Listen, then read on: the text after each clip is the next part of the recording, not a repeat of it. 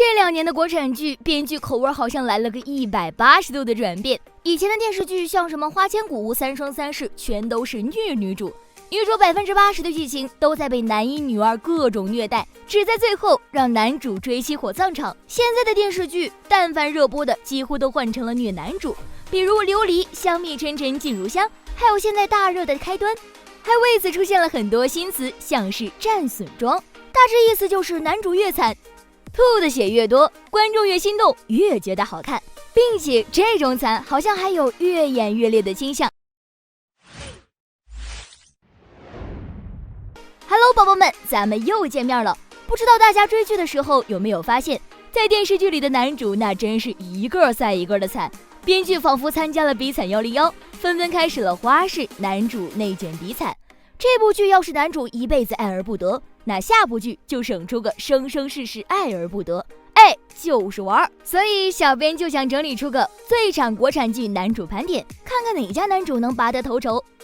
首先出场的是咱们的1号选手白敬亭饰演的萧鹤云。作为现在话题度最高的开端男主，萧鹤云前8集就被炸呼了10几次，达成了最多死亡的人生成就。本来是普普通通打工人的他，只因为偶然间上了一辆45路车，然后就在爆炸中体验反复死亡的乐趣。如果是这样也就算了，毕竟没有记忆的话，相当于没有痛苦。可没想到后来在女主的干预下，萧鹤云也进入了循环，于是就只能在清醒的状态下一次次经历死亡，很多次炸弹都是在他脸前爆炸的，如此近距离的感受死亡，一个不小心很容易就精神崩溃了。幸好萧鹤云挺过去了，但这还只是开始。在无数次循环里，萧鹤云先后经历了被诬陷色狼、被同车人制服、被凶手捅、被警察熬鹰式审问、失手杀人后被通缉等等，人生体验在短短1天内就丰富了不少。也在这短短1天内，他深刻见识到了人性的冷漠。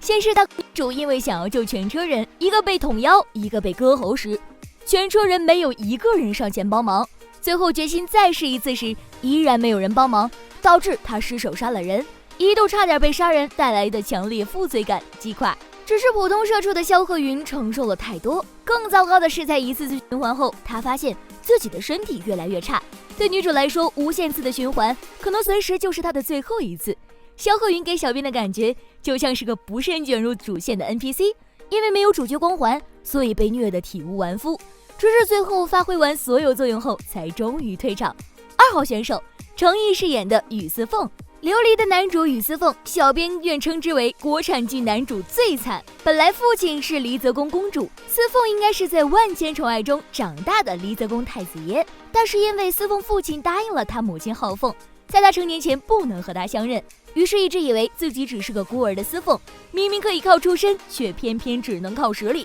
每天从早到晚的拼命修炼，终于用实力重新变成了弟子中的 top 1。但奈何造化弄人，父子2人刚相认，丝凤就眼睁睁看着父亲被副公主元朗用言语刺激而死，在失而复得后又再次失去亲人。更惨的是，男主不仅是在亲情上遭受重创，爱情上也噩耗不断。人生中第一次动心的人60未开，不懂爱情，他只能一厢情愿开始了长久的单恋。后来好不容易等到玄机恢复60，两人两情相悦了，结果还没来得及品尝着双向奔赴的快乐滋味，就被男二浩辰的嫉妒私心暴露了自己是妖的事实。碍于种族矛盾，丝凤好不容易等到的对象又没了。更加雪上加霜的是，玄机突然想起来，当年杀害自己娘亲的凶手就是丝凤的父亲。虽然观众们知道真正的凶手另有其人，可是玄机不知道呀。于是两人彻底决裂，观众们就看着丝凤不停地哭唧唧吐血，再哭唧唧吐血。据网友统计，一共59集的剧集，丝凤光吐血就吐了77次，每天不是在吐血就是在吐血的路上。就这样的虐恋，两人虐了1世还不够，居然还反反复复了10生10世，把各种经典虐恋小说的设定走了个遍儿，看的人快虐恋 PTSD 了。到这儿你以为两人终于能苦尽甘来在一起了吗？不，编剧又搞了个大事儿。丝凤发现自家女朋友变成了男朋友，自己的感情从 BG 变成了 BL， 真的惨，还是丝凤惨。3号选手邓伦饰演的旭凤，论起惨，来自香蜜沉沉烬如霜的旭凤也表示自己很有话说。同样都是仙侠剧，他和丝凤有着蜜汁相似的经历，两人一个是金翅鸟，一个是凤凰，一个女友是天生不懂情爱但能撩，一个女友是出生即断情绝爱但能撩，堪称是难兄难弟版的是令我了。我们的旭升身为天帝最疼爱的孩子，那真是集万千宠爱于一身，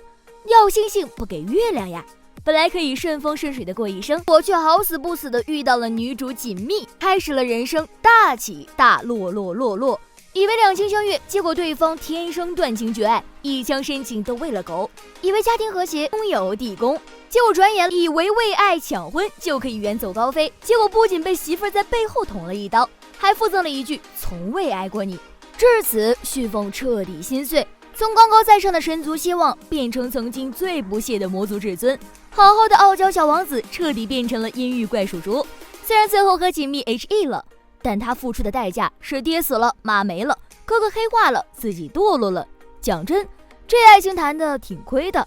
4号选手任嘉伦饰演的周生辰，就问一下，还有谁没有为我们的小南城王流过泪呢？出身高贵的周生辰不仅是一代忠臣义士，还是百战百胜的常胜将军。可惜生不逢时，虽然立下赫赫战功，但依旧遭受朝野内外的猜忌。为了表明忠心，不让皇帝和众人怀疑，他给自己立下重誓，发誓此生不嫁娶不生子。即使在遇到女主崔氏仪两情相悦后，也从未改变过自己的初心。他没有把爱情放在第一位，事业始终把家国放在第一位，只是这依然没有阻止朝廷对他的忌惮。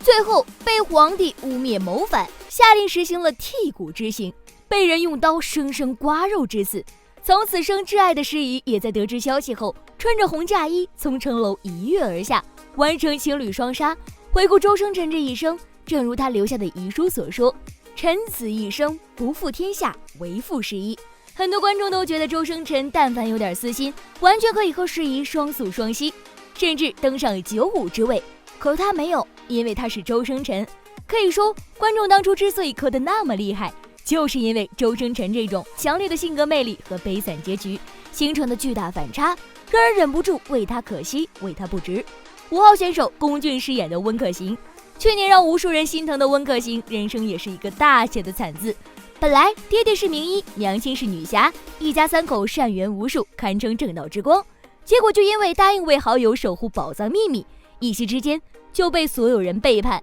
被鬼谷追杀，只留下独苗苗温客行从小在鬼谷摸索着长大。因为小年纪就看着爹娘死在自己眼前，还被迫在鬼谷长大，导致温客行的3观和精神都不太正常，活得人不像人，鬼不像鬼。人前是谦谦君子，然后就是锁喉狂魔，稍一刺激就是个疯批大魔王。后来好不容易遇到了生命里的光，结果对方却活不长了，而自己从小养到大的妹妹也在大婚之日和新郎一起被人虐杀。温客行的惨真的就是被命运捉弄和抛弃的惨，命运从未给予过他选择，每次都是把他从一个深渊推向另一个深渊。6号选手肖战饰演的魏无羡，